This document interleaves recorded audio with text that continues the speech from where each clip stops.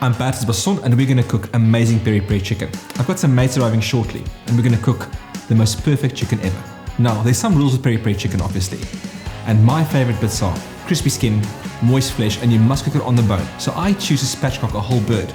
We make the peri-peri sauce separately, a little bit different to what you might be used to. Super spicy, lots of acidity, and it goes on the fire.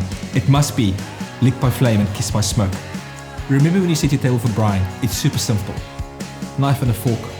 I really enjoy a cloth napkin, it makes your guests feel a little bit special. Little vases full of succulents, whatever you can find in the garden, and just keep it really, really focused and simple, and your guests will enjoy it. A Braai can be a special occasion, especially with Stella. There's many variations and many opinions around peri-peri. This recipe we developed a while ago and has become a firm favorite of mine. This is the perfect balance between heat and acidity.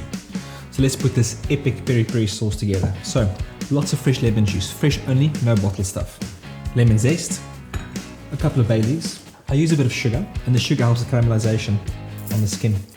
A touch of coriander seed, a little bit of cayenne pepper, some paprika, of course fresh chilies, fresh coriander, a handful of fresh garlic cloves, vinegar, again lemon juice and vinegar, delivering acidity in 2 different layers, and then a pinch of salt and a pinch of pepper. And boom, that's it. We're going to blend this guy and marinate the chicken for a bit.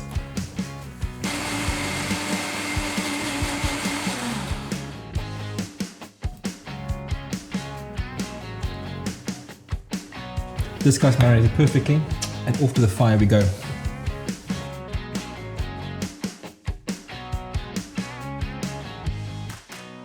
My mates are here. It's time to raise the moment.